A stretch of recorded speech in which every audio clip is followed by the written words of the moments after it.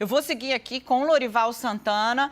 Lorival, o impacto vem, mas o que está ficando muito claro, mesmo países, por exemplo, a Alemanha não tem como boicotar, e já falou, olha, para mim não dá, né? Porque é muito, a dependência é quase metade lá, né, do mais gás, da metade, do combustível da Rússia. 55%.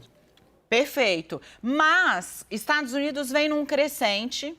Sexta-feira, a gente brigou muito para trazer aqui essa primeira sinalização clara da Casa Branca de que eles estavam... Não é que nada mais está descartado, é eles dizendo, nós estamos avaliando o boicote ao petróleo russo. Andou uma casa.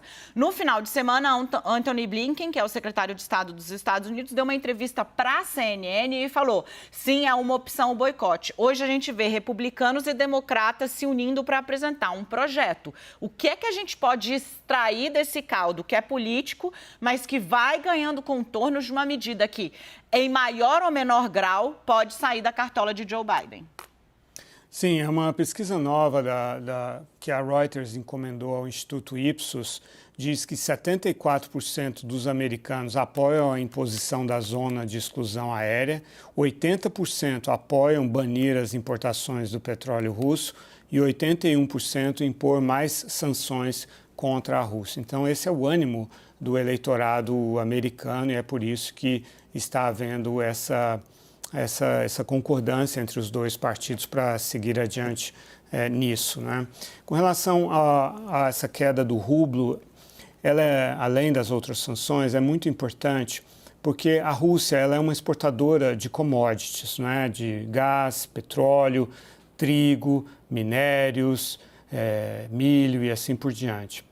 Então, ela está acostumada, todo o poder aquisitivo russo está baseado em um dólar relativamente barato, graças a todas essas exportações, né? As exportações só de energia representam 36% das receitas, né, da Rússia. Então, e 64% das exportações. Então, como entram muitos dólares, ou entravam, né? Então, o poder aquisitivo de importar coisas é algo muito importante para o bem-estar dos russos. Tanto assim que os russos, aqueles que são mais ricos, na Rússia você pode ter uma conta denominada em dólares também. E você pode trocar a moeda quando quiser, de dólar para rublo. Mas isso é só para a classe alta, que é uma segurança, né? Para os assalariados, eles recebem em rublos. E aí o poder de compra deles vai cair drasticamente. E isso vai representar uma mudança de humor entre os russos, Daniela. Agora, Lorival, falando um pouco sobre como isso pode repercutir no mercado interno, né? Fazendo aquela costura. Nakagawa trouxe aí o detalhamento do tombo, da derrapada. Não sei nem que expressão utilizar isso, assim, se fosse uma montanha-russa, o cara tava no subsolo, sabe? Do rublo russo hoje, né, 155 rublos, $1. Protestos, então, agências internacionais aí falando 5 mil presos só no último domingo, ou seja, ontem, na Rússia. Uma ação para manter dinheiro, ou seja, proibição de saques de grandes volumes, começa a ficar difícil para Putin explicar para os russos porque, supostamente, essa guerra traria mais benefícios do que prejuízos para o país que ele está dizendo que está ali defendendo os interesses, né? Acho que o regime russo vai caminhar do autoritarismo para o totalitarismo, isso é inevitável, né? Cada vez menos o presidente russo vai poder explicar e vai precisar explicar, né? Essa questão da imposição do desejo dele é um caminho sem volta a partir da invasão da Ucrânia. Isso que ele está fazendo com os ucranianos, ele também fará com os russos. Com relação àquelas...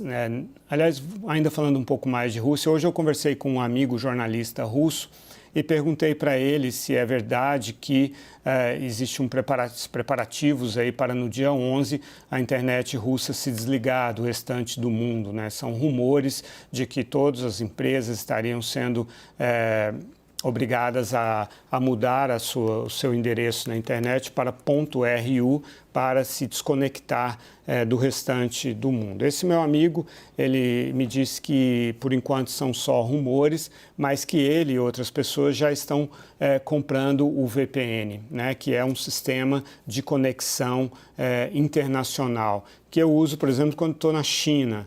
ou no Irã. Né? A gente usa para acessar a informação do resto do mundo. Na Rússia não era necessário até agora, a internet era aberta, mas por enquanto são rumores, como também são rumores aqueles de que a Rússia iria impor a lei marcial e com isso restringir a saída das pessoas, mas algumas pessoas, eu fiquei sabendo de pessoas que foram embora da Rússia por via terrestre para os Bálticos por causa desse receio de que isso aconteça. Só mais uma coisa sobre a negociação do petróleo, além da Venezuela, que a Heloísa bem lembrou, os Estados Unidos também estão conversando com a Arábia Saudita, né? Houve um distanciamento do governo Biden em relação ao governo saudita por causa da renegociação do acordo nuclear contra o qual a Arábia Saudita se coloca e também por causa do esquartejamento do Jamal Khashoggi, o jornalista, e outros problemas de direitos humanos e problemas geopolíticos também. A Arábia Saudita tenta ditar algumas regras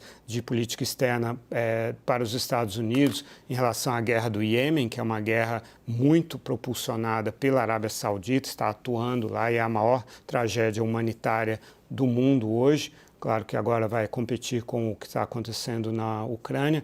Então, o Biden ele suspendeu a venda de armas para a Arábia Saudita e para o seu aliado Emirados Árabes Unidos, mas agora, como você falou, no contexto da Realpolitik, que é uma Realpolitik que está muito calçada em valores morais, em princípios morais, na sensibilidade humana das pessoas em relação à carnificina que está acontecendo na Ucrânia, o Biden está conversando com o governo do Nicolás Maduro e com o príncipe herdeiro Mohammed bin Salman para aumentar a venda de petróleo e esses dois países com certeza não vão reclamar dessa receita extra que vai entrar, Daniela. Principalmente a Venezuela, que está sob sanções dos Estados Unidos.